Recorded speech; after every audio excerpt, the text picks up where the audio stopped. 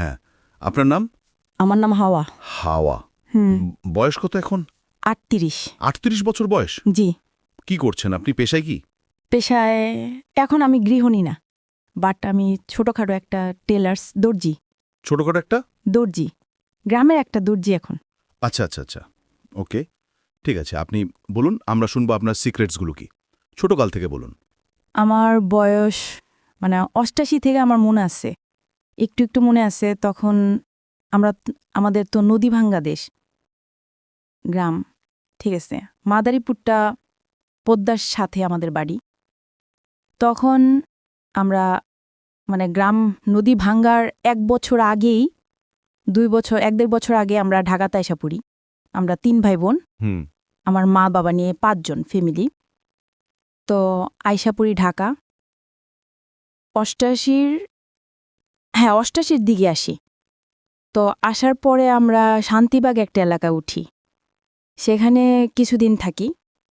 তারপরে শাহজালালপুর একটা বাসায় থাকি। তো আমার আব্বার এক সময় আমরা হওয়ার পরে বোধহয় একজন মিনিস্টারের সাথে ওনার যোগাযোগ ছিল। হুম। ঠিক আছে, উনি মিনিস্টার ছিল, ওনার নাম ছিল এম এ কুরবান আলী। তো ওইখানে ওই বাসায় আমরা উঠি, ভ্যালি রোড 23 নম্বর বাড়িটা। খালেদা জিয়া যে আসার পরে বাসভবন করছে, ঠিক আছে, ওই বাড়িতে উঠি। ওঠার পর তখন আমি ছোট, খেলাধুলা করি, হাঁটাহাঁটি করি। ওই বাড়িটা 8 বিঘা জমির বাড়িটা। ওখানে আমি 3 ভাই বোনে আমরা বসি করি, থাকি, ঠিক 1-1.5 বছর থাকি। ওখানে আমাদের আর লেখাপড়া হয় না, কারণ ওখানে যে স্টাফ আছে, সরকারি স্টাফ আছে, তাদের ছেলেমেয়েরা শান্তিবাগ না শান্তিনগর এলাকায় একটা স্কুলে পড়ে। আর আমার বাবা তেমন একটা কাজকর্ম করতেন না, একটু অলস টাইপের ছিলেন, খুবই অলস টাইপের ছিলেন। তো কাজকর্ম করতেন না। তখন আমার মা বলল যে এখানে থাকলে তো আমার ছেলেমার লেখাপড়া হইব না। যাই হোক, তারপরে মা আব্বার সাথে তর্কাতর্কি করে যে তোমার কোনো কাজকর্ম নাই, তুমি সারাক্ষণ আজে বাজে মেয়েদের সাথে করো, আড্ডা ফাড্ডা মারো। কে বলতো এটা? এটা আমার মা বলতেন আমার বাবাকে। আচ্ছা। যে বন্দিকানে থাকবো না, আমার ছেলে মেয়েকে লেখাপড়া করাইতে হইব। তো এই কথা বলার পরে তখন ওই বাড়িটা ছাইরা আইসা পড়লো। আচ্ছা। আইসা পড়ে মালিবাগে একটা বাসায় উঠলো। না, ওই বাসাটা ছিল আপনার সিপাহীবাগ, ঠিক আছে। জি, ওখানে উঠলো কেন, গ্রামে ভাড়া বেশি, কাজকর্ম করে না, একটা গ্রাম্য পরিবেশ। আপনার বাবা মাতে কি করতো? রিক্সা চালাইতো। হ্যাঁ, রিক্সা চালাইতো। আচ্ছা। তো গ্রাম্য পরিবেশ, ওখানে ভাড়া কম। তো ওখানে সিপাহীবাগের একটা প্রাইমারি স্কুলে তখন আমি ঘরে বসে আদর্শ লিপি পড়ি। আমার 2টা ভাই একই বাড়ি, ছোট। তারপর ওখানে ক্লাস 1-এ ভর্তি করা হয়। কিছুদিন পরে আমাদের বাসাগুলো ছাড়া হইতো বেশি, কারণ আত্মীয়তার কারণে। এত লোক আসতো আমাদের বাসা, বাড়িওয়ালারা কমপ্লেন করতে শুধু। আচ্ছা। তো ওইখান থেকে আবারও আমার চেয়ে ওর বেশি আদর করে, প্রচণ্ড আদর করে ওরে। তো আপনার ছোট বোনকে? হ্যাঁ, আমার ছোট বোনকে, ঠিক আছে। ও আমাদের গ্রাম থেকে আসে, তো বোনটাকে খুব আদর করে, ওরে খুবই আদর করে। তো একটা ঈদে খুব আমি কান্না করি যে বাড়িওয়ালার 2টা মেয়ে থাকে, শাহানাজ আপু আর মন্নে আপু, আমাদের বাড়িতে জয়স হলো। তো ঈদের দিন আমার মা আমাকে গোসল করায় না। আমার মা যেন কেমন আমার অবহেলা করে, এই জিনিস আমার খুব কষ্ট দেয়। তো ওই শাহনাজ আপুকে আমারে বলে যে তুই গোসল করিস না, কাপড় পরে পরে আইসা শাহনাজ বাবুরে নিজে হাতে গোসল করায় দেয়। তখন আমি চায়া দেখি, আমার অনেক খারাপ লাগে। তো এই ভিতরে করে কি, যখন আমি ক্লাস 5-এ উঠছি, তখন ব্যাস আমার আব্বা আমাদের ফালায় চলে যায়। হঠাৎ করে আমার হের কাজকর্ম ভাল লাগে না, হের কাজ করতে পারবে না, আমাদের এই করতে পারবে না। হঠাৎ একদিন সকালবেলা চলে যায়, বাড়িতে যায়। ওনার দেশের দিকে টান থাকে, উনি জাল পাতবো, মাছ ধরবো, ঠিক আছে, এটাই থাকে ওনারই। ছেলে মেয়ের লেখাপড়ার প্রতি কোনো নেই, সংসারের দায়িত্ব কর্তব্য ওরকম নেই। তো পরে চলে যাওয়ার পরে এখন তো আমাদের ঘর ভাড়া বেশি। তো কিভাবে, আমার তো হইতেছে না। তো পরে আমার মা বলে যে এখন আমি কি করবো। তখন আমি বললাম যে ঠিক আছে, মার পড়ালেখার দরকার নাই। তখন কিন্তু গার্মেন্টসের শ্রমিকগুলো খুবই ছোট ছিল, ছোট ছেলে মেয়েদের নেওয়া হইতো। তখন আমি গার্মেন্টসে ভর্তি হই, হাজিপাড়া গার্মেন্টসে ভর্তি হই, জিন্স গার্মেন্টসে। তো ওখানে ভর্তি হইলে এটা আপনি বছর কত তখন বয়স কত? আমার 13 হবে। 13। তো তারপরে ঠিক পুরা 1-1.5 মাস ডিউটি করি, একটা বেতন পাই, তারপরে 1.5 মাস সময়। তো আমাদের তো একটা সিনিয়র স্কুল মনে হয়, গরিব স্কুল তো সিনিয়র স্কুল। তো ম্যাডাম আমারে খুঁজতে খুঁজতে, মেয়েদের সাথে খুঁজতে খুঁজতে আমাদের বাসায় গিয়ে ওঠেন, আর কি ছাপ্পা উনি আমার ক্লাস নিতেন। তো এর জন্য ওরে আমি করছি, গার্মেন্টসে দিয়ে দিছি। তখন বলল যে না, সামনে পরীক্ষা, ফাইনাল পরীক্ষা শেষ না হইতে পর্যন্ত কোথাও যেতে পারবো না, আপনি আমারে চাকরি না দেন। তখন বলে যে কোথায় দিচ্ছেন আমারে বলেন। তখন একদিন হঠাৎ করে মানে তারপরে আমার ম্যাডাম ওনার হাজব্যান্ড নিয়ে মোটরসাইকেল নিয়ে পরে এসে ঠিক 10টা বাজে আমার গার্মেন্টসে, মানে আমি যেখানে চাকরি করি সেখানে গিয়া ওঠে।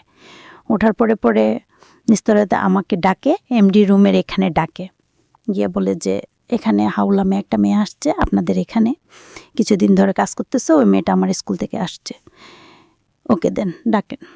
তো আমার 4তলা থেকে আমি ফিনিশিংয়ে কাজ করি, তো 4তলা থেকে তখন আমারে নিল। তো 6 মাস টেলারিং। তো আমার বলল যে লিঙ্গিং শিখবা, এই সোয়েটার। আমি কি না, আমি সোয়েটার শিখবো না। তখন বললাম আমি টেলারিং শিখলাম, আর 6 মাস টেলারিং, 6 মাস হলো গার্মেন্টস শ্রমিক। তখন ভালো চান্স পাইলাম, ওখানে গেলাম। যাওয়ার পরে বাস, এখানে যেমন আমাদের স্টাফ স্কুলের বাস আছে, মিরপুর 2 নম্বর ঠিক আছে টেকনিক্যাল স্কুল, তো আমাদের স্কুল বাস আছে। যেমন আমি তখন মগবাজার এলাকায় থাকি, 9 দলার স্কুলের সাথেই থাকি। তখন আমার গিয়ে দাঁড়াইতে হয় স্কুলের বাসের জন্য, মগবাজার স্ট্যান্ডে দাঁড়াইতে হয়, ঠিক আছে, ওখানে গিয়ে দাঁড়াতে হয়। তো সকালবেলা মানে তখন আমারে জিজ্ঞেস করলো কোন সকালে ক্লাস নিবা না দুপুরে নিবা। তখন আমি বললাম যে না, আমার তো দুইটা ভাই ছোট ছোট পড়াইতে হয়, তারপর আবার ঘরে টুকটাক করতে হয়, মা যেহেতু কাজকর্ম করে। তখন আমি বললাম যে না, আমি বিকালে শিফটই নিব। তখন বিকালে চান্স পাইলাম, পরে বিকালে শিফটই নিলাম। তো আমার 11টা বাজে গিয়ে দাঁড়াতে হয় বাসের জন্য, ওখানে দাঁড়াই। তারপরে ওইখান থেকে বাস আইসা নিয়ে আমি পোড়াটা শহরেই তখন থেকে চিনা হয়ে যায় যে কিভাবে যায়। আচ্ছা। তো 1 বছর ক্লাস করার পর ওখানে পরীক্ষা হয়, ওখানে কাজের উপর পরীক্ষা হয়। তো ওখানেও পাশ করি। তখন বলে যে মেয়েরা, তোমাদের জন্য একটা স্বর্ণ সুযোগ আসছে, তোমরা যদি ভালো একটা মালিক আসছে, তোমরা যদি চাও নরসন্দিতে 2,500 থানায় ওখানে একটা মালিক তোমাদের কন্টাক্টে নেবে, আমাদের এখানে যোগাযোগ করছে, তোমরা ওখানে গিয়ে কাজ করতে পারবো। ওকে। তখন আমি বললাম যে ঘরে বসে থাকবো কেন, আর ঠিক আছে আমি ওখানে যাব। তো গেলাম। আমি যেমন রাজি করাই অন্যজনের আম্মারে, আবার অন্যজন আমার আরেকটা বান্ধবীরে রাজি করে আমার আম্মারে। তো অবিবাহিত মেয়ে এইভাবে কোনো মা বাবাই ছেড়ে দিতে চায় না। তারপরে সেখানে গিয়ে দেখি কি না, মানে খুবই খারাপ পরিবেশ, ভালো না। তখন আমরা বললাম যে না, আবার স্কুলে রিটার্ন করলাম যে না। তো কি হয়েছে, আমাদের যে টেকনিক্যালের হেড স্যার ছিলেন, ওনারেও ওই মালিকের প্রতি বেশি বেতনের কথা বলছিল, উনি আমাদের নিয়ে গেছিল, ওনারও ওখানে চাকরি হয়েছিল, জিএম না পিএম বোধে যেন চাকরি হয়েছিল। তখন দেখলো যে না, মালিকের সাথে ওনার কন্ট্যাক্ট মিলল না, ওকে, হয়তোবা। তখন স্যাররা বলল যে আমাদের নিয়ে আবার আয়সা পড়ার পরে তখন ঘরে বসে কি করবো, তখন বাসায় বসে থাকি বেশিরভাগ। তখন মা বলে যেভাবে হয়নি, তুই কিছু একটা কর। তা আমি যে টেলারিং শিখছি, ওই টেলারিং আমার কিছুই হয় না, আমি তো এই কাজটার কাজই মনে করি না, কিছু শেখা হয়নি। তখন বাস তো আমার এক চাচাতো ভাই থাকে আমাদের বাসায়। ওনার সাথে মানে উনি আমার খুবই পছন্দ করতো। তো প্রপোজ করার পরে তখন আমি বললাম যে না, এটা হয় না। তারপরে যাক একটু করে হয়ে গেল, দুজনের ভিতরে একটা আন্ডারস্ট্যান্ডিং হয়ে গেল। হয়ে যাওয়ার পরে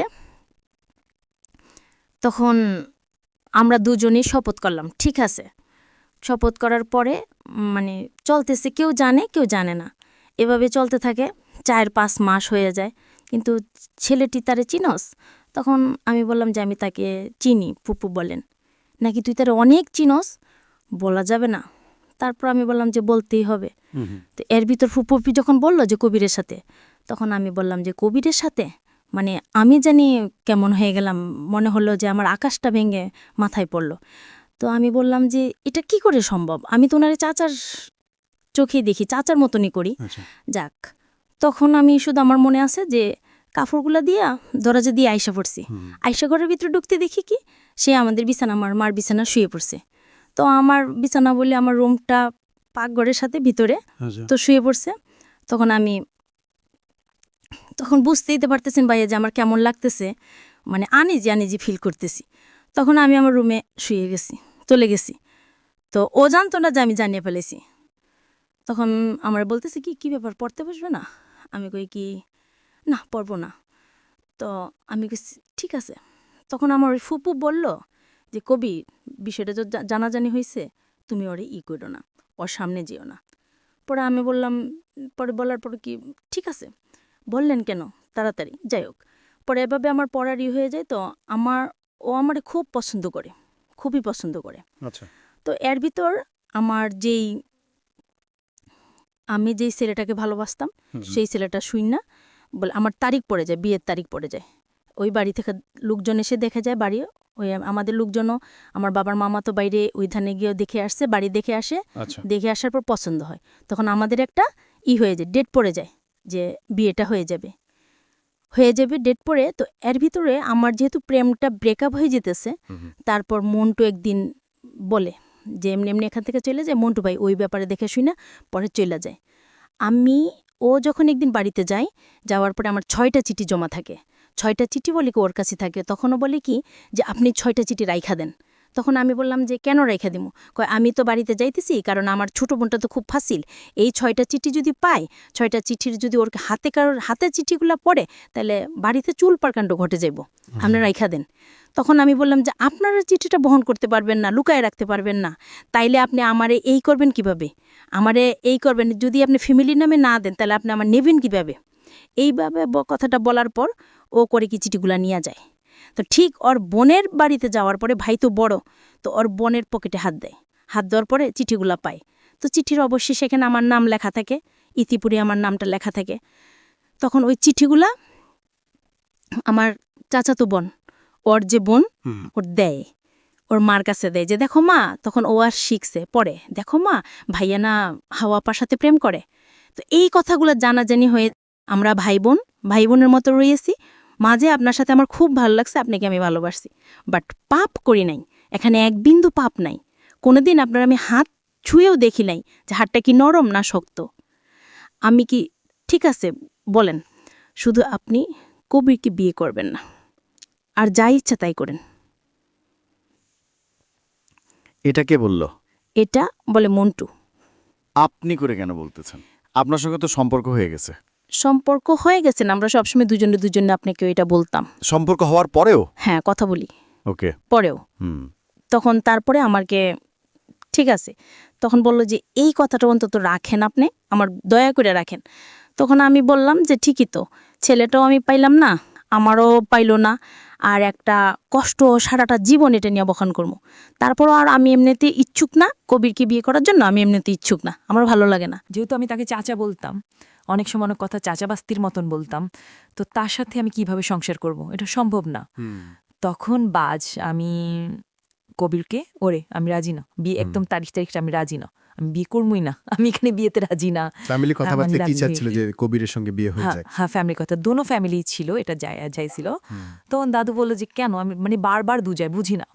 তো কবিরও আমাদের ঘরে বেশি আসে যায়, দেখা যায় যে আমারে খুবই লাইক করে, দেখা যায় আমি যে জিনিস খাইতে চাই না সে আমার জন্য সেই জিনিস নিয়ে আসে, আমি কি খেলে ভাল লাগবো, আমার কি করতে ভাল লাগবো, আমার ঠিক আছে এইরকম সারাক্ষণ আমার পিছে লেগে থাকার পরে খাইতে যাব, আমি ছিঁড়ে দিই, দাও। মানে মন্টু? হ্যাঁ, না কবির। আপনাকে যে কোনোভাবে কনভিন্স করার চেষ্টা করতেছে? হ্যাঁ, সেইটাই। তখন মা বলল যে আমার এত খুব কেয়ার করার পরে তখন মা, আমি তোর কথা শুনি না। আমি এক পর্যায়ে উড়ে একদিন পা ধুইরা বলি যে আপনাকে আমি বিয়ে করব না, প্লিজ আপনি এখান থেকে চলে যান, আমারে বাঁচান, আপনি বলবেন যে আমি হাওড়ে বিয়ে করব না, নইলে আমার মায়েরা ফালাইব। আমার মা খুবই জিদি, খুবই রাগী। আমার মা যখন রাগ উঠে তখন কি বলবো সেটা থাকে না, সেন্স থাকে না। তখন কবির ভাই বললেন, না আমি তোমাকে আপদ থেকে সরতে পারবো না, তাহলে আমি মরে যাব, আচ্ছা, আমার মরা মুখ দেখবা। তখন আমি বললাম যে আপনি সরবেন না, তাহলে আমারই সরতে হবে, আমি সরে যাইতেছি। আর যেই সময় রাগটা আসলে প্রান্তিক পর্যায়ের, ইকোনমিক স্টেপ তাহলেও- আমার 2 ভাই পড়তে বসছে ঘরে। আমি মানে সন্ধ্যাবেলা বাড়িতে কারেন্ট ওই বাড়িতে কারেন্ট ছিল না, ইলেকট্রিসিটি ছিল না। তা আমি আর ওই যে মন্টু ভাই আবার আসে, ঠিক আছে, মাঝে মাঝে আসে আমাদের বাসায়। সে যেহেতু চাচাতো ভাই আসে। তো একদিন সন্ধ্যাবেলা আমি আর সেই দরজার সামনে দাঁড়ায় দাঁড়ায় কথা বলতেছি।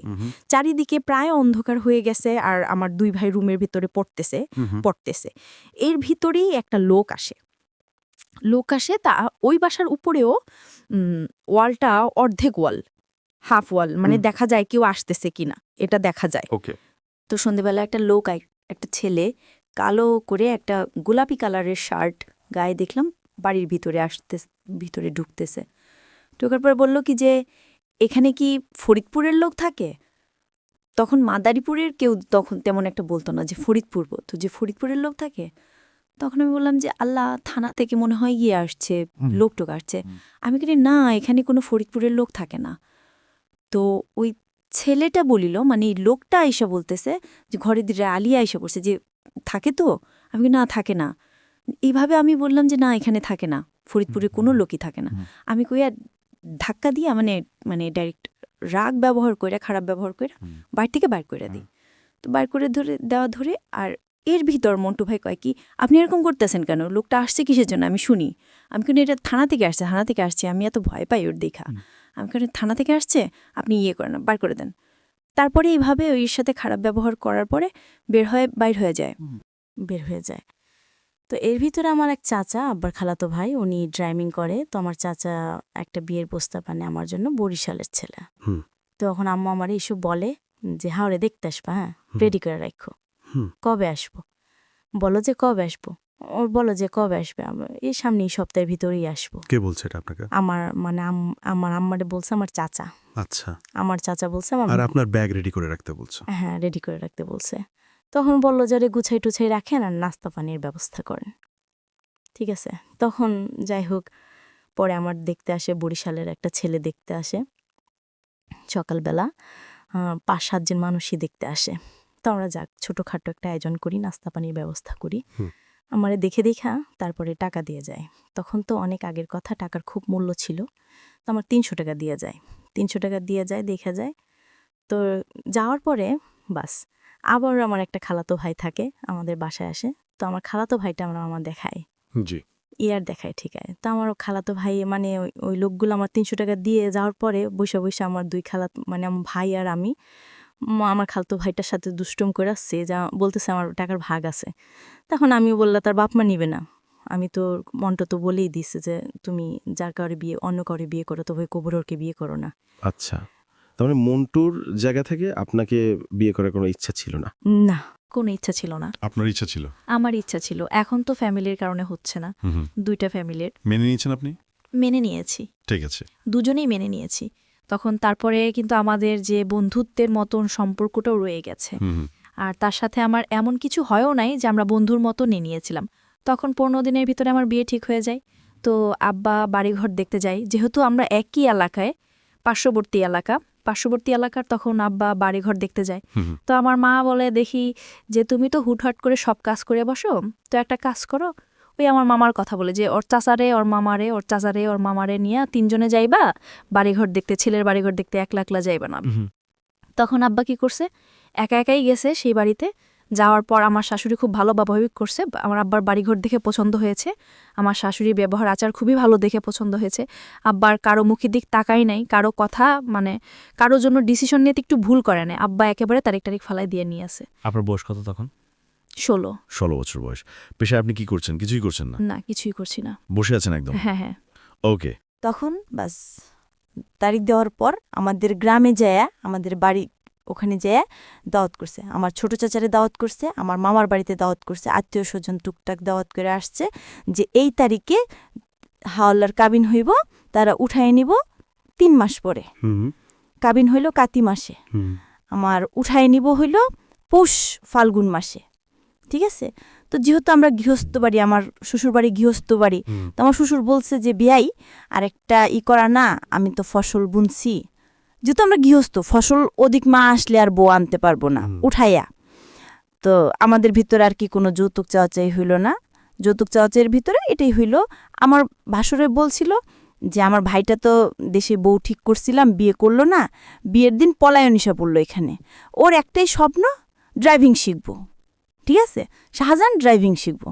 আমার হাজবেন্ড কি করতো এমনি ওই সময়টাতে কি করতো? এমনি টুকটাক রিক্সা চালাইতো, ও ওর মতন চলতো, একদিন কাজ করলেও করতো না, এটাই। ওকে ফাইন, বলেন তারপর। তখন এটাই ছিল চাওয়া পাওয়া, ড্রাইভিং শিখবে। ড্রাইভিং শিখিয়ে দিতে হবে, ওকে, হ্যাঁ। ড্রাইভিং শিখে চাকরি নিয়ে দিতে হবে। এই কথা বলছে, বলার পরে যে মা রাজি হইছে। তো এইখানে কি হয়েছে ভাইয়া, যে আমার ফ্যামিলিতে শুধু আমার আব্বা রিক্সা চালায়, কিন্তু আব্বার যে মামাতো ভাই, খালাতো ভাই, অল ফ্যামিলি আমার আব্বার হাত ধরে অনেকের ড্রাইভিং শিখছে। আমাদের আশ্রয়ে রেডি হইতেছিল। কাপড় চাপড় পরে রেডি হয়ে বাইরে যাইতেছিল। তখন উনি ওনার কাঁধে এখন শার্টটা নিয়ে বাইরে হইতেছিল, কাঁধের উপরে শার্ট। তখন আমার মা এই কাপড়গুলো আমাদের বাড়ি থেকে দেওয়া হয়েছিল। এই কাপড়গুলো রেখে দেওয়া হয়? হ্যাঁ, কাপড়গুলো রেখে দেওয়া হয়, বাইরে ফেলে দেওয়া হয়। আপনি তখন কিছুই বলেন না? না, আমি কিছু বলি না। কেন বলেননি? না, আমি কিচ্ছু বলি না, আমি শুধু দেখতেছি যে করতেছে কি।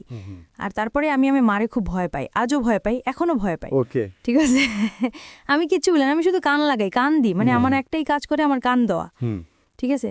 তো আমার জামাই বের হয়ে যায়, যাওয়ার পরে 2 দিন হয়ে যায়, বিগত 2-3 দিন হয়ে যায়, আমার আশেপাশে আসে দেখে। তা আমি বলি যে আমার নিয়ে চলেন।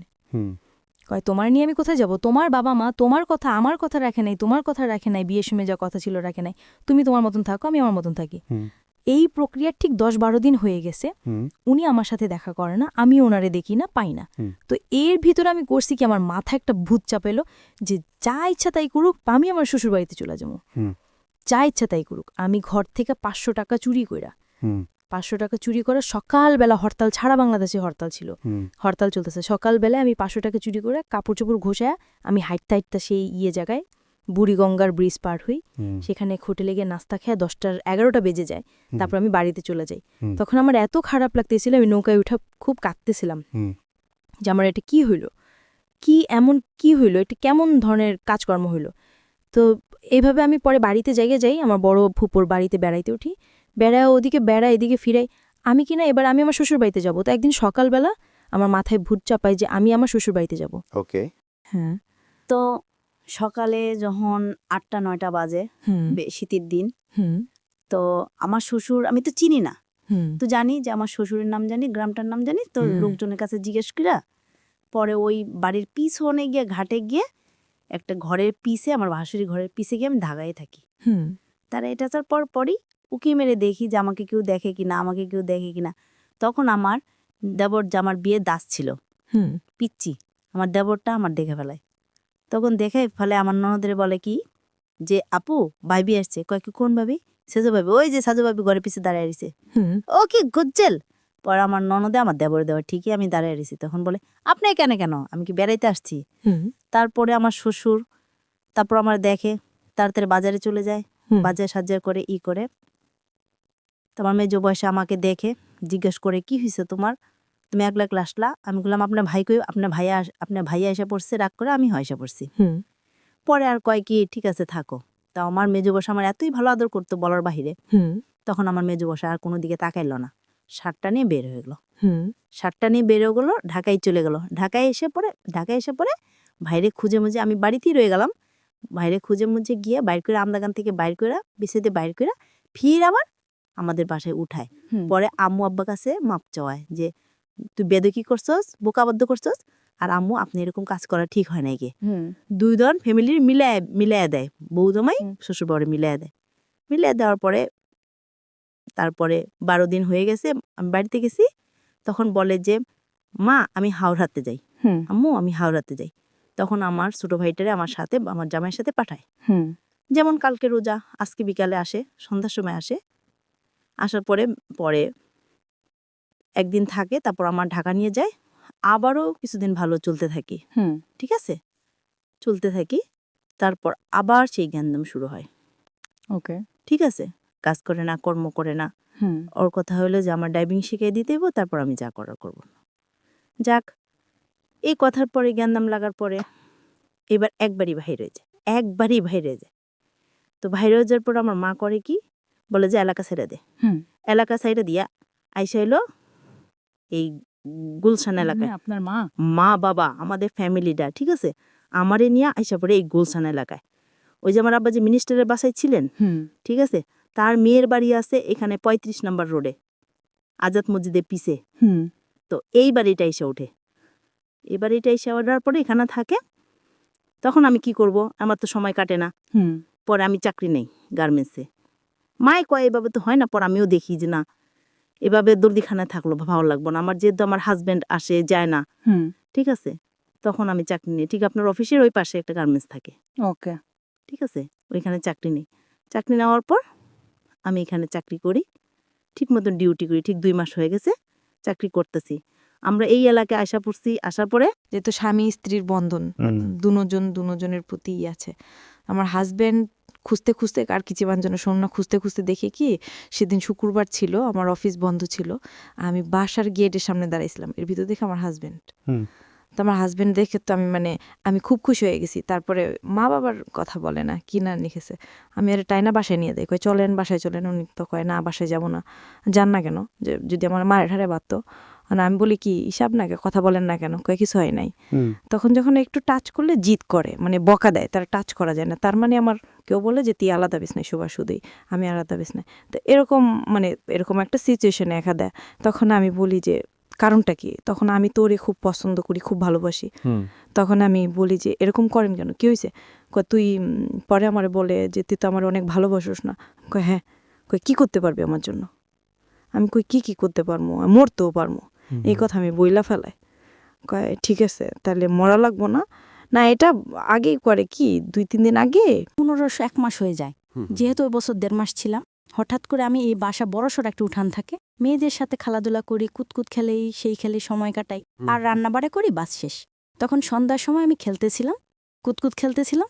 এর ভিতর আমার হাজবেন্ড বলল কি যে রাত্রে আমি আসতে পারবো না, তুমি ঘুমায়ো, ঠিক মতন পারবি নিয়ে ঘুমায়ো। তখন আমি কই ঠিক আছে থাকবো। আমি এখন ঘরে গিয়ে দেখি আর একটা কাপড়ও নাই, একটা কাপড়ও নাই। সন্ধ্যা হয়ে গেছে, ঘরে গিয়ে লাইট জ্বালাইছি। এখন দেখি এর বলতে আর কিছু নাই, যা আছে আমার। এখন আমার মনে হচ্ছে যে কেমন লাগতেছে। আমি পরে পারবিনেরে বলি কি যে আমার যার সাথে সময় কাটাই, পারবিনেরে বলি যে পারবিন তোমার ভাইয়া না গেছে কামার্থে। কই বলেন কি, চুপ, মুখ বন্ধ করেন, বাড়িওয়ালা শুনলে কিন্তু পরে আপনার ঘর থেকে বাইর করে দেব। তখন আমি বললাম যে দেখেন চুপ করে 2 দিন থাকেন, দেখেন কি হয়। তো ঘরে এমন পরিস্থিতি যে ঘরে চালও নাই, বাজার ব্যবসাও কিছু নেই, আমার এমন অবস্থায় ফেলেছি। ঠিক আছে, তো ওই মেয়েটা আমার 2-3 দিন খাওয়ায়, 2 দিন খাওয়াইছে। তো একদিন দুপুরবেলা গরমের দিন, তো ঘরে তো ফ্যান ট্যান কিচ্ছু নেই।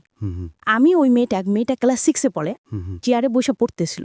আমি একটা খেজুর পাতা আর পাটি বিছাইয়া নিচে শুয়েছিলাম, শুয়ে রয়েছি, ঘুমাই গেছে।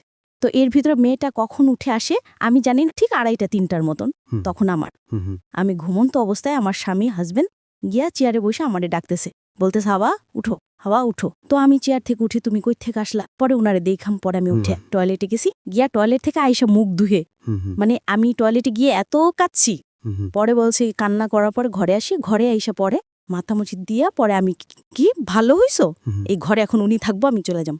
আমি ওনারে না বইলা চলে যাই। আমার এক কাকা থাকে মোহাম্মদপুর, এদিকে নূরজাহান রোডে, এইখানে। তো আমি চাচার বাসা আসলে চাচি ওই বিশেষ একটা কেয়ার করে না। আমার পেটে খুব ক্ষুধা থাকে, সেদিন আমি দুপুরে খাই না। সেখান থেকে ওরা হাইটা চলে যায়, আমার মামা তো ভাই থাকে এই শ্যামলীতে, জি শ্যামলীতে, সেখান থেকে হাইটা সেখানে যায়, যেতে সন্ধ্যা হয়ে যায়। তো ওখানে উনিও ড্রাইভিং থাকে, আচ্ছা সিগনেচারটা ওনাকে। আপনি কোনো কথাই বলেন না? না, আমি কোনো কথা বলি না, পাথর হয়ে গেছি। কথাও একটাই বলছি, ও যখন আগে সিগনেচার করার দরকার, আমি বলছি না, আমি আগে সিগনেচার করব। তা আমি সিগনেচার করার পরে সিগনেচার করার পর আমি চিৎকার দিছি, কাজী বলো যে এখন কান্না করো কেন। তখন আমি তোমরা জিজ্ঞাসা করলাম, তুমি তো কিছুই বলো না, তুমি তো বড় হয়ে গেছো গা। পরে সে কাজীর অফিস থেকে বের হইলো, পরে ভাইয়া বললো যে তুই যে এরকম একটা মেয়ের এত রাত্রে এভাবে ডিভোর্স কেটা ছাইড়া দিলি, মেয়েটা কই যাইবো এখন, কি করবো এই মেয়েটা, কি হবে মেয়েটার। তখন আমাকে 20 টাকার সাথে যে মেয়েটা কই যাবে, মেয়েটার যে বাসায় যাইতে হবে। কি 20 টাকা? হ্যাঁ, আপনার হাজবেন্ড? হ্যাঁ, আপনার হাজবেন্ড না? হ্যাঁ, তাও তো হাজবেন্ড না, এক্স। হ্যাঁ। তখন পরে আমি 20 টাকা নেই না, ভাইয়া কই কি তোর টাকা লাগবো না। তো ভাইয়াও খুবই ভালো মানুষ, পরে ভাইয়া বাসায় নিয়ে আসে, ওই বাসায় তোমার বিয়ে হয়। ভাইয়া ভাবিদের ডাইকে উঠায়, পরে আম্মুর দরজা খুললো, পর ভাবি দরজা খুলে বলে কি যে ওরে হাত পা ধোয়ায়া, ওরে রেডি করায়া এই করো, ওরে ভাত খাও, ফ্রেশ করে ভাত দাও, ওরে ও ভাত খাক। পরে ভাবি ভাত দিস, আমি ওকে না ভাবি ভাত খামো না, স্বামী পেয়ে তো কান্না করতে থাকে। ভাবি কই কান্না করে না, যা হয়েছে ভালোই হয়েছে, ও আপনার জীবনও ভালো করতে পারবে না, উনি যদি ভালো থাকবেন আপনিও ভালো থাকতে দিবে না। তখন আমি ওই বাসায় থাকতে থাকি। ঠিক 3 দিনের মাথায় আমি গেটের বাইর হই, গলির মাঝে, যেহেতু আমি পরিচিত এলাকায় আমি রয়েছি, এখানে গেটের বাইর হই। এখন দেখি কি আমার হাজব্যান্ড তো আমাকে দেখা, আমাদের যে ডিভোর্স হয়েছে এটা আমি ভুলে গেছি। আমি ভুলে গেছি। আমাকে দেখে বলে যে এই দেখকে আসো, শোনো। আমি দৌড়াই গেছি, বলে কি হয়েছে? কই বাড়ি যাইবা? আমি যাবো, মানে শ্বশুর বাড়িতে। কই কি আমি কই যাইতেছেন আপনি? কই কি আমাগো বাড়িতে যাইতেছি, তুমি যাইবা আমার সাথে? আমি কই হ্যাঁ যাবো, চলেন। সেই অবস্থায় আমি ওর সাথে গুলিস্তান গেছি গা। গুলিস্তান যাওয়ার পরে, গুলিস্তান যখন বাসে উঠছি, বাসটা খালি, বাসটা ভরে নাই। তখন আমাকে বলল যে না, আমরা তো একটা গ্যাঞ্জাম করেই ফেলাইছি, একটা গ্যাঞ্জাম হয়ে গেছে গা, গ্যাঞ্জামটা মীমাংসা করতে হবে, তারপরে তোমারে নিতে হবে। তুমি কাজ করো, তুমি আজকে চলে যাও। তারপরে আমি বাড়ি থেকে গ্যাঞ্জাম আমি সবারে বইলা নি, তারপরে দেখা যায় কি করা যায়। এই কথা বলে আমারে ভাড়া দিয়া আবারও পাঠায় দেয়। তো বাসায় আসতেছে, সন্ধ্যা গেছে। ভাবি কই গেছিলেন? আমি কই এই তো ঘুরতে গেছিলাম, ভাবি গেছে। আমি ভুলি না। তো ওখানে 8 দিন থাকি। 8 দিন থাকার পরে ভাইয়া ভাবি কয় যে এ বাবা আর কতদিন থাকবো, ওর তো বাবা মা আসছি, ওর তো ফ্যামিলি আছে, তোরে দিয়ে আসো, ওরা যে মার ধর না করে একটু বুঝাই দিয়ে আসো। তো বুঝাই দিয়ে আসলে এই কথাই বলছে। পরে ভাইয়া সন্ধ্যার দিকে আমারে রিক্সা দিয়ে বাড্ডা রিক্সা দিয়ে গেছি। আচ্ছা, তারপর বলেন। পরে সাজাদপুর দিয়ে একটা বাচ্চার কাছে বাবার নেওয়ার অধিকার আমার নাই। এরপর আমি পিছনে এসে পড়ি, আর ডাকি না, পিছে ডাকি না। ওরা দুজন আমার দেখে না, বাট আমি দেখি। আমি এই অবস্থার দিকে এসে পড়ি। তারপর বাসে আইসা অনেক কান্না করি, করবার নিয়ে যাই। তারপরে আমি তো ব্যাস আবার গার্মেন্টসে চাকরি নেই। মাঝে মাঝে শাড়ি, মাঝে মাঝে নিয়ে আমার ভালো লাগে না কাজ করতে, কি করব। এর ভিতরে 98-99, ঠিক আছে, 98-এর ভিতরে একটা ঘটনা ঘটে। আমার যে ভাইয়ার আমি ডিভোর্স করার সময় যে ভাই আমার হেল্প করলো, বাসায় এনে দিল, ঠিক আছে। এই ভাবিটা কি করছে, ভাবিটা তার মেয়ের আর ছেলের প্রাইভেট টিউটরের সাথে লাভ ছিল, লাভ হয়ে গেছে। ওই টিউটর নিয়ে বিয়ে হয়ে আসছে, বাইগে এসে পড়ছে বাচ্চার কাছে। 8 মাসের বাচ্চা তো এসে পড়ছে। আমার হাজব্যান্ডও ধরছে যে হাওয়া পরে বাসা কোথায়, হাওয়া পাগল বাসা কোথায়, আমার দিয়ে আসেন সেখানে। তো আমার হাজব্যান্ডকে আমি এত বাসায় যেতে পারবো না, আমি অফিসে দিয়ে আসি। ঠিক 1 নম্বরে যে গার্মেন্টসটা, এখানে আইসা আমার নিচে এসে ডাকছে। আমি নিচে নামছি। আমি কি হিসে, ভাবি তোমার সাথে দেখা করব। তো ভাবি কয় কি, আমি কি হয়েছে ভাবি? ছুটি নিয়ে আসেন, আপনাদের বাসায় যাব। তখন 4টে, আমি কিন্তু দেরি করে আমার ছুটি হয়ে যেত, 4:30 ছুটি হতো। গার্মেন্টসটা খুবই ভালো ছিল। পরে ভাবিরে কি হয়েছে ভাবি, আমি আইসা পড়েছি, আপনি ভাত খাবো না। তখন পরে জানতে পারি যে উনি স্যারের সাথে ভাগ্য এসে পড়ছে। ঘরে থেকে টাকা গয়না যা ছিল, ওর ভাইয়া তো কন্ট্রাক্টর ছিল, বিল্ডিংয়ের কন্ট্রাক্টর, ভালো পয়সা ছিল। তখন ওই ছাত্রটার সাথে এসে আসে। তখন উনি আমাদের হাতে পৌঁছে দিন, আমার হাজব্যান্ড ভাবিটারে পৌঁছে দিছে। ভাই আমার একদিন উপকার করছে, তো ভাবির আমার উপকার করতে হয়। তখন আমি বললাম, মনে মনে ডিসিশন নিলাম যে আমি ঘর ছাড়া হয়েছি, এখন ভাবি আমার কাছে আশ্রয় নিছে, এখন ভাবিকেও বাঁচানো যায় কীভাবে আর সংসারটা ঠিকানো যায় কীভাবে, আমার সেই ব্যবস্থা করতে হইব। তখন ভাবিরে বাসায় নিয়ে গেলাম। পরে ওই ভাইয়ার উনার যে স্যার, ওই স্যারটারে বললাম যে ভাইয়া, আপনারা যাই করছেন, আপনাদের তো বিয়েটা হইতে হইব, আপনি একটা কাজ করেন, আপনারা দূরে থাকেন, ভাবি আমাদের কাছে থাকুক, আপনি এই ধরনের করেন, ব্যবস্থা করেন, ঠিক আছে। তখন আমার আবারও এক দূরের সম্পর্কের কাজিন, আমাদের গোষ্ঠীর বংশধর, মালিবাগে থাকতো। বিয়ে ঠিক হয়েছে, বিয়ের দাওয়াত পড়ছে, আমরা বিয়েটা যাব। তো ভাবিকেও নিয়ে গেলাম। ভাবির গলায় যেই লকেট, একটা 12-13 নিঃসনের চেন ছিল, চেনটা আমি তো বিয়েটা খাতো, তো চেনটা আমার দেন, আমি এটা পইরা। তো ভাবি চেনটা পইরা আমি বাসায় ভাবির মার সাথে বসায় রেখা, ঠিক ওই বাসাটা ছিল ওই যে খিলরর দিকে, ওদিকে গুলবাগের দিকে, আমার বিয়ের বাড়ির দেওয়ালটা, মানে বিয়ে বাড়িটা আর ডাক্তারগুলিতে আমি এসে পড়ি। তারপর হচ্ছে গিয়ে আমরা অনুষ্ঠানের একেবারে শেষ পর্যায়ে চলে এসেছি।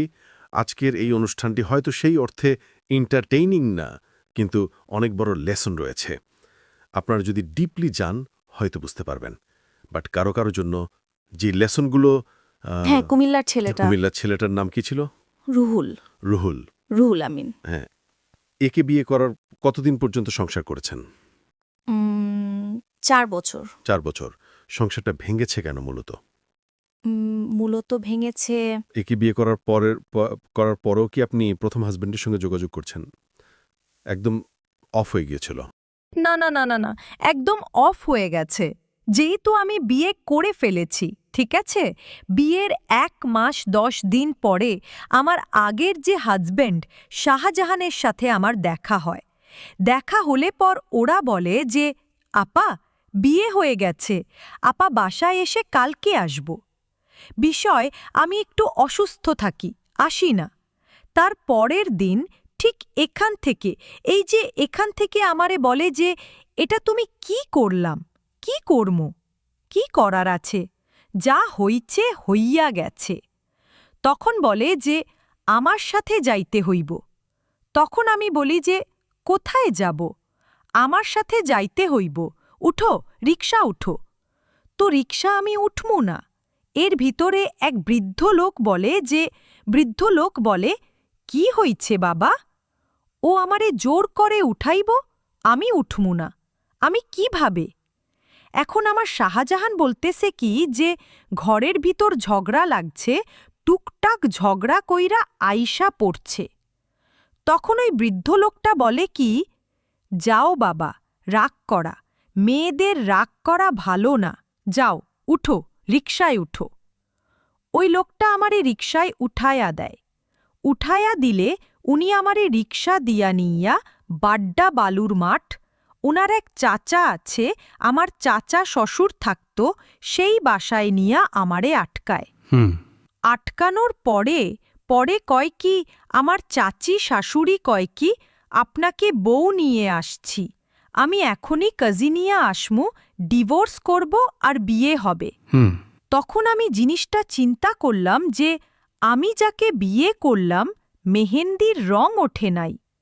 1 মাস 10 দিন তার খারাপ দেখলাম না, ভালো দেখলাম না। আমি এই সময় একটা কাজ করলাম, আমার বাবা মা কি বলবো? আমার ফ্যামিলির মান সম্মানটা কোথায় যাবে? তখন বলল যে কাকি আপনি বাজারে যান, টাকা দিয়া গেল 300, আর আমি কাজিনি আসি। তারপরে আর কাকি আমারে কয় কি, পরে আমি এখান কি করমু? আমার তো ভাগতে হবে, এখান থেকে পলাইতে হইব। তখন কাকি বলল যে আমার তো বাজারে যেতে হইব, তুই কি পলাইয়া যাইবা? আমি কই না কাকি, মাটি নিয়া কোরম কিটা কাটাইল, কাটলাম। তো আমার ব্যাগে 15 টাকা ছিল। আমি 15 টাকা পোলা পানের দোকানে নিয়া এই কলার ঠোলা কিনে টিনে দিয়া, চকলেট ফলেট কিনে দিয়া আমি আইসা পড়ছি। এই পালিয়ে আসলেন, আর পরে আর দেখা হয় নাই? না, আমার সাথে আর দেখা হয় নাই। তো 4 বছর পরে সংসারটা ভাঙল কেন?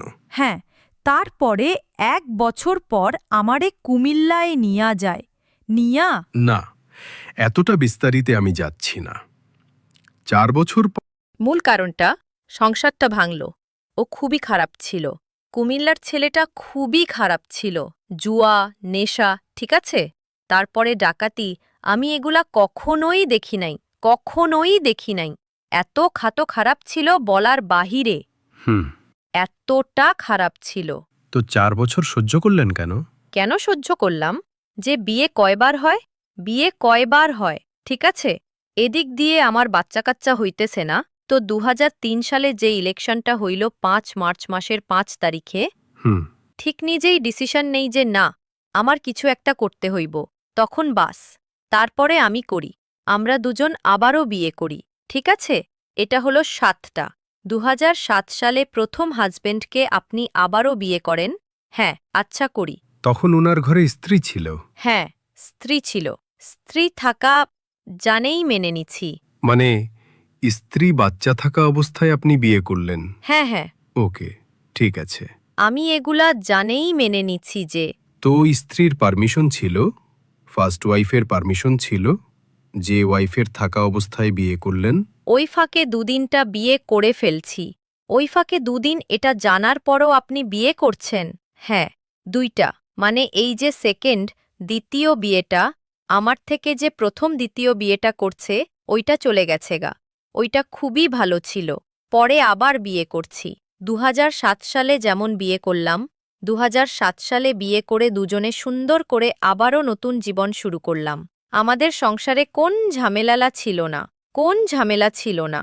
ঠিক মনে হয় যে আমাকে পিষে যত কষ্ট দিছে সেই কষ্ট আমার দূর করে দিছে।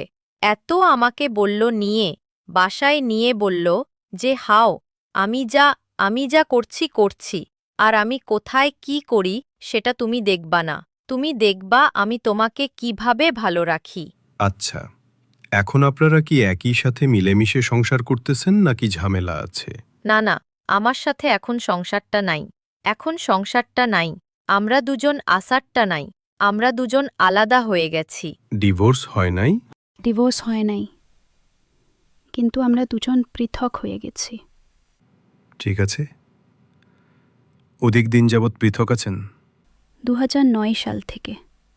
2009 সাল থেকে পৃথক? হ্যাঁ, 9 সাল 10 সাল থেকে। 8 বছর যাবৎ পৃথক আছেন? হ্যাঁ, 8 বছর। তাহলে এই পৃথক থাকা অবস্থায় কি নতুন করে কারো সাথে আপনার সংসার হয়নি? না। ওর জীবনে? ওর জীবনেও ওই বউ নিয়ে আছে। ওর জীবনে কেউ আসে নাই। তো কতদিন সংসার করলেন এই লোকের সঙ্গে? তাহলে একসাথে থাকলেন কতদিন? 4 বছর। 4 বছর? 3 বছর, 3.5 বছর, যাই হোক। ঠিক আছে, কিন্তু আলাদা হলেন কেন? মূল কারণটা বলেন। এই যে মূল কারণটা বলতেছি, ভালোই চলতেছি। আমার আম্মা করল কি, আমার একটা সম্মতি আছে, সমবয় সম্মতি একটা আছে। তো ওইখান থেকে আমার আম্মার টাকার দরকার তখন করল কি, আমার নামের উপর টাকা উঠাইল, 64,000 টাকা উঠাইল। তখন আমি বললাম যে, তখন আমার হাজব্যান্ড বলল কি যে, হাওয়া সাধারণ চাকরির টাকায় তো হয় না, তোমার যেমন এমন সুযোগ সুবিধা আছে, তাহলে তুমিও সেলাই কাজ করো, টুকটাক করো, ঠিক আছে? আমি সেলাই কাজ শেখাবার লাইছি, করো। তারপর ছেলেটা আমাদের কাছে থাকুক, আমি এই টাকাটা চাকরিও করি, বিজনেসও করি। এটা আমার মা নিল না। কি করল, আমার এইখান থেকে টাকা নিয়ে এলো 40,000, আর আমার ছেলেটারেও দেয় না। আমার ছেলেটারে দিয়া হাতায় নেয়। আমি একটা জিনিস বুঝতে পারছি, টাকা নিয়ে একটা ঝামেলা তৈরি হয়েছে। ঝামেলা তৈরি হওয়ার পর থেকে আপনাদের মধ্যে ডিস্টেন্সটা তৈরি হয়েছে, দূরত্ব তৈরি হয়েছে, এবং সেটা এখন পর্যন্ত আরও বৃদ্ধি পেয়েছে। না, আমাদের এই হয় নাই। আচ্ছা, আপনার এই যে জীবন, এই জীবনে আসলে প্রথম ভুলের জায়গাটা হলো যে আপনি আপনার হাজব্যান্ডকে কতটা ভালোবাসেন এইটা প্রমাণ করতে গিয়ে আপনি ওনার সাথে ডিভোর্স পেপারে সাইন করেছেন। আপনি যদি নাই থাকেন ওর জীবনে, তাহলে ভালোবাসা প্রুফ করার সুযোগটা কোথায়? আপনি এই যে ডিভোর্স পেপারে সাইন করলেন, ডিভোর্স পেপারে সাইন করাটা মানে কি? তোমার জীবনে আমি থাকব না, তারপরেও কিন্তু ওর সঙ্গে আপনি থেকে